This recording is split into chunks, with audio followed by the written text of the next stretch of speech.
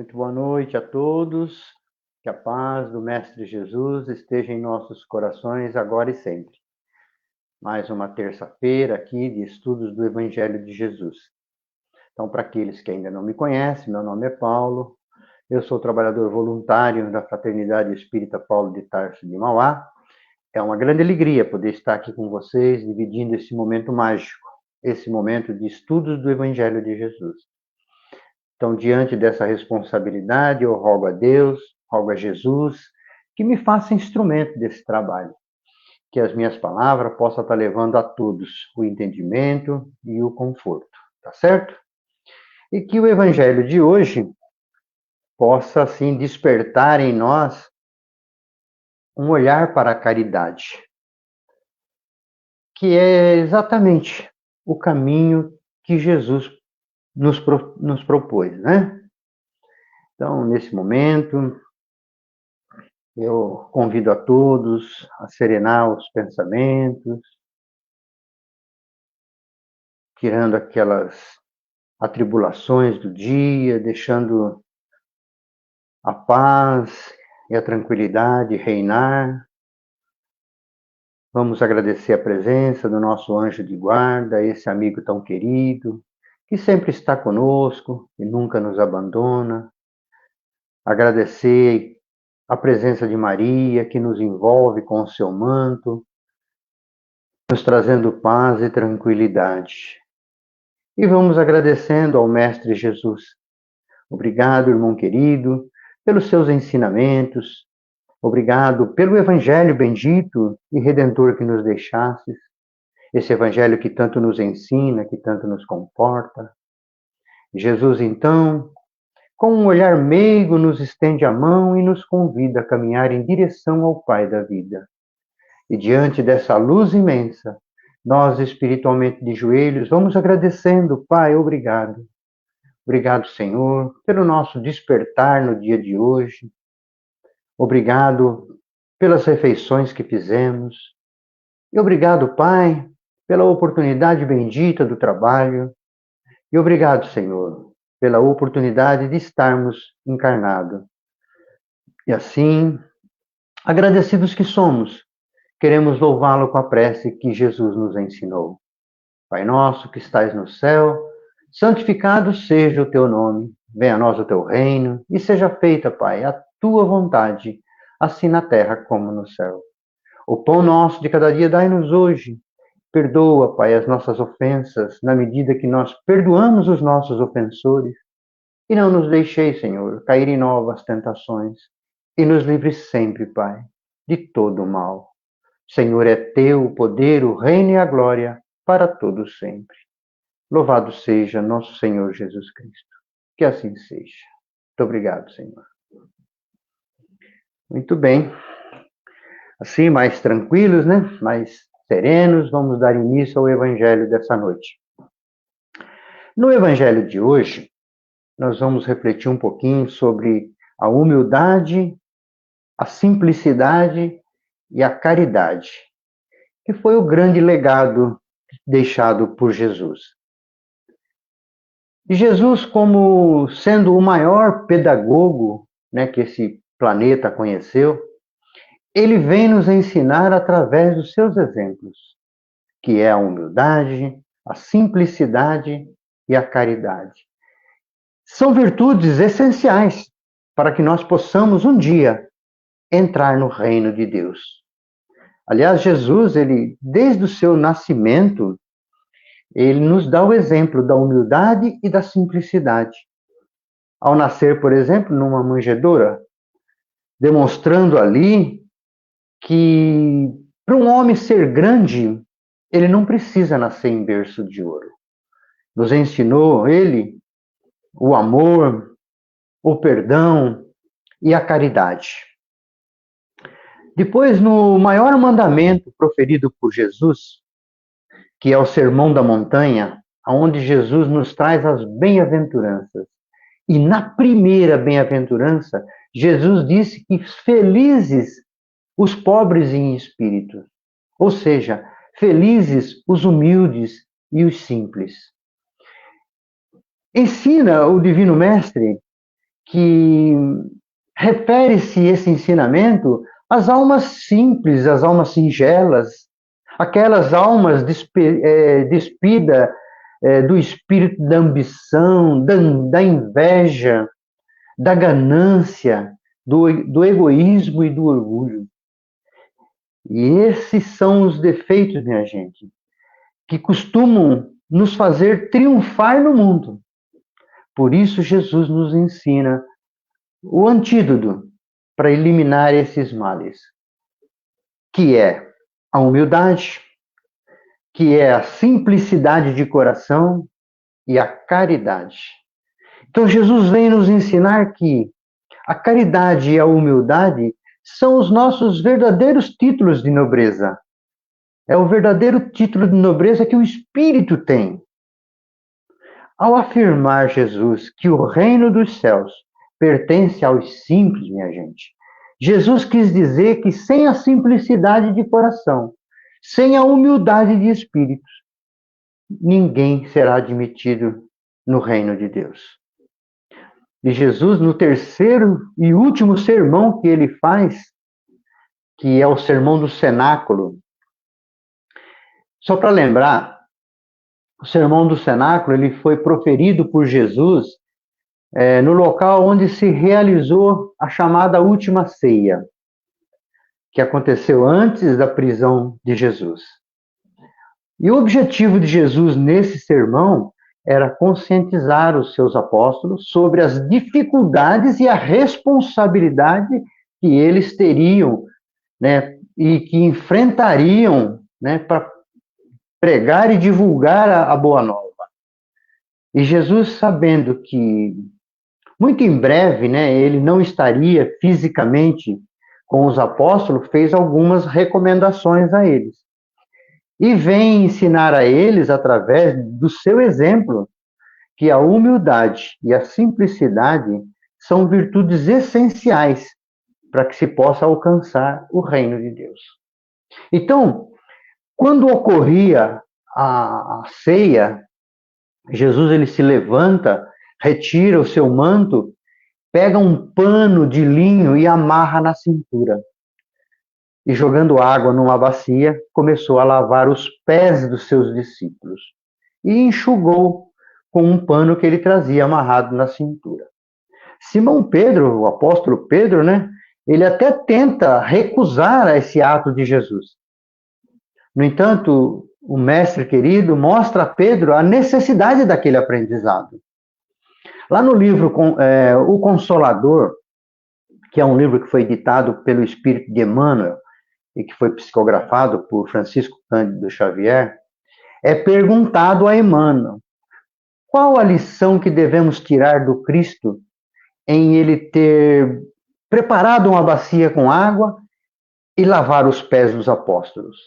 E ele então responde: entregando-se Jesus a esse ato, queria o Divino Mestre o quê? Testemunhar às criaturas humanas a suprema lição da humildade. Então, Jesus nos deixa aquela lição de servir. Porque ele mesmo fala, o Filho do Homem não veio para ser servido, veio para servir. E nós devemos seguir os seus exemplos. Então, fica claro que, para seguir Jesus, é imprescindível que nós estejamos prontos para arregaçar as mangas e aprender a servir. E lá no crepúsculo da sua vida carnal, Jesus, estando assim crucificado entre dois ladrões, ele mais uma vez exemplifica a simplicidade e a humildade. E Jesus, ao dar o perdão a um deles, disse a eles: ainda hoje estará comigo no paraíso. Jesus dá o exemplo do perdão. Jesus nos mostra a igualdade entre os homens. E mesmo tendo recebido todos esses ensinamentos, todos esses exemplos deixados por Jesus, ainda infelizmente relutamos em buscar aplicar e exercitar os aprendizados deixados pelo nosso Mestre. E esses, minha gente, é o grande desafio para nós mesmos. E aí vem aquela pergunta, né? Como eu devo fazer para desenvolver e aplicar essas virtudes em mim? Como é que eu posso, como é que eu devo fazer para alcançar essa humildade, para alcançar esta pureza de coração, alcançar essa simplicidade? Como é que eu faço? Muito bem, vamos entender. O primeiro grande ensinamento, gente, vem com Moisés, através de um dos maiores fenômenos mediúnicos que o mundo já conheceu, que é a psicografia na pedra. Foi quando nós recebemos os 10 mandamentos. E no primeiro mandamento, né, o primeiro desses 10, ele vem nos ensinar que devemos amar a Deus sobre todas as coisas. Ou seja, reconhecer em Deus a sua soberania. E o segundo grande ensinamento vem com Jesus. Quando ele simplifica os outros 9 mandamentos, dizendo assim: amai ao teu próximo como a ti mesmo. E Jesus era danado, ele foi mais além, tá? Ele vem a dizer para nós não só amar o nosso próximo como a nós mesmos, mas sim amar os vossos inimigos. E Jesus, minha gente, ele não só ensinava com palavras, não, de jeito nenhum. Ele ensinava exemplificando. E ele nos orienta a segui-lo. Lá no Evangelho de João, ali no capítulo 14, versículo 5, o apóstolo Tomé, ele questiona Jesus. Senhor, nós não sabemos aonde vai. Como podemos saber o caminho para segui-lo? Disse então Jesus a Tomé, eu sou o caminho, a verdade e a vida. Ninguém vai ao Pai senão por mim. Então, diante dessas palavras de Jesus, nós nos perguntamos, qual é esse caminho que Jesus se refere? Quando a gente pensa em Deus, lembramos dos atributos de Deus, não é verdade? De que Deus é eterno, de que Deus é todo-poderoso, de que Deus é infinito, é imutável, é imaterial, é único, é onipotente, é onipresente e é soberanamente bom e justo.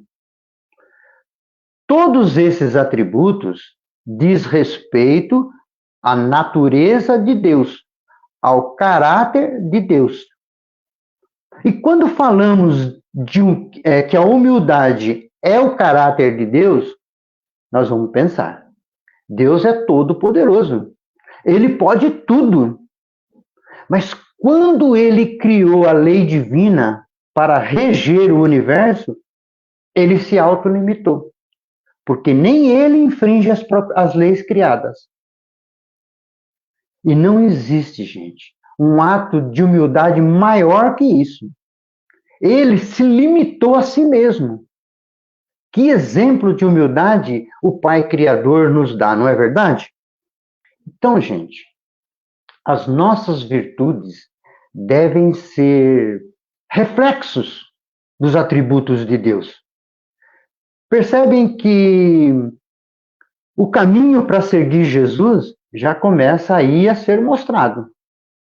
Então, quando Jesus disse assim, eu sou o caminho, a verdade e a vida, e ninguém vai ao Pai senão por mim, ele nos mostra que o caminho está em seguir as leis divinas, está em seguir os seus ensinamentos, está em seguir os seus exemplos.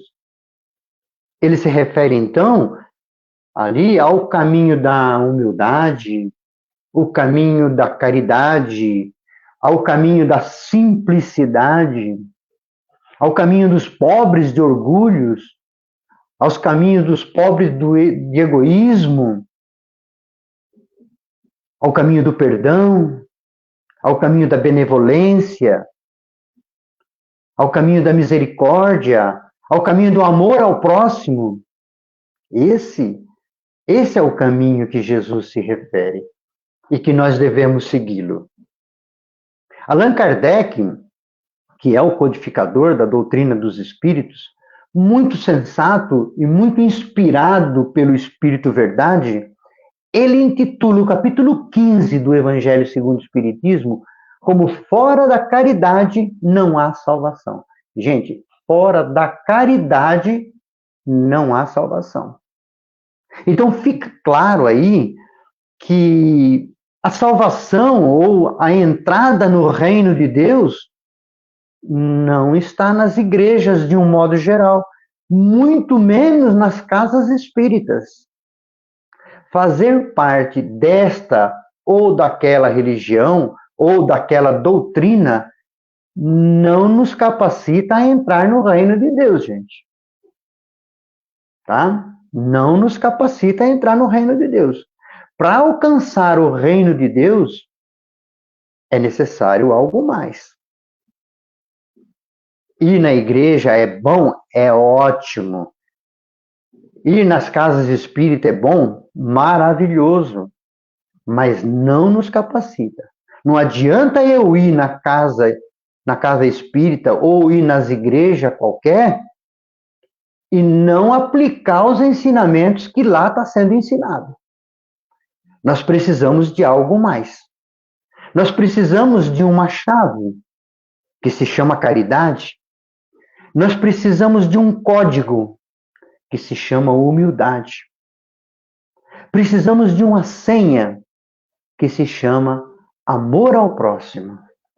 Então, que nós possamos, gente, com os ensinamentos do Cristo, aprender a confeccionar as nossas vestes da humildade e da simplicidade, para que nós possamos entrar no reino de Deus como verdadeiros cristãos, simples, humilde, porém sábios.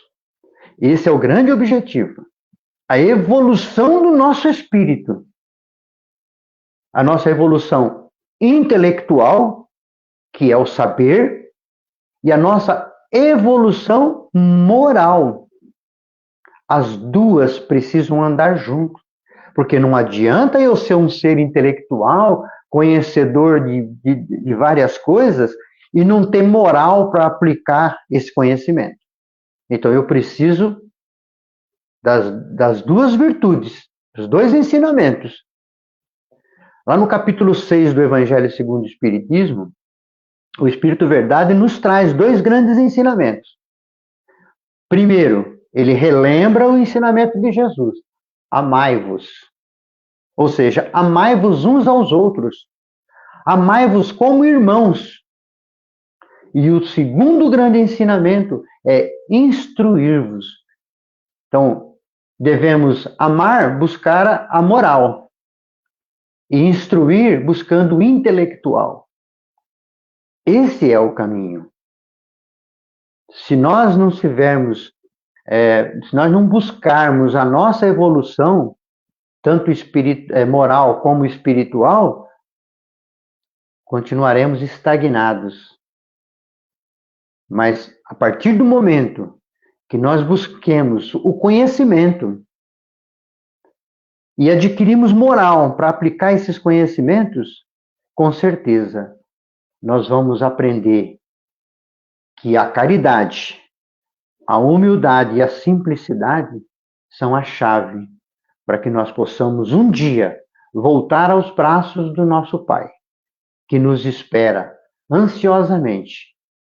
E ele fica muito feliz quando nós colocamos em prática todos os ensinamentos que Jesus nos deixou, para que nós possamos voltar aos seus braços instruídos, conhecedor das verdades, humildes, simples, porém sábios. Tá certo? Então vamos refletir bastante sobre a humildade e a simplicidade de coração.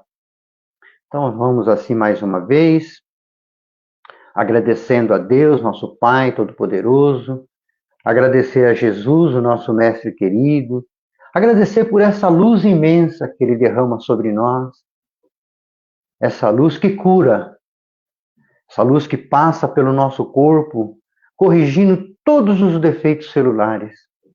E nós vamos rogando ao Pai que essa luz possa ser levada à mente dos dirigentes de nações, principalmente dos países que se encontram em guerra, em aflição, em desarmonia, que essa luz possa despertar a paz no coração desses dirigentes. Nós te rogamos, Pai, que essa tua luz bendita possa alcançar aqueles que perambulam pelas ruas, sem um teto para morar. Que essa luz, Pai, possa ser o alimento deles, possa ser o cobertor deles. Nós te rogamos, Pai, que essa luz possa chegar também nas penitenciárias, nos hospitais, nos asilos, nos orfanatos, nos manicômios. Permita, meu Pai, que essa tua luz bendita possa chegar nesse instante à casa dos nossos familiares e que lá possa tocar cada coraçãozinho, despertando ali o perdão, a compreensão e a harmonia. E que um pouco dessa luz, Pai, fique conosco, para que sejamos fortes, corajosos na nossa transformação interior. Senhor, meu Deus, que essa luz também possa ficar lá na casa Paulo de Tarso, onde ela possa ser vista ao longe como um farol, representando lá, Pai, um pronto socorro espiritual. Obrigado, Senhor, e obrigado a Jesus. Louvado seja o Cristo. Que assim seja. Eu quero agradecer a todos pelo carinho, pela paciência, desejar a todos uma semana maravilhosa e que a paz do Mestre Jesus esteja em nossos corações. Uma boa noite a todos e muito obrigado. Até o próximo Evangelho.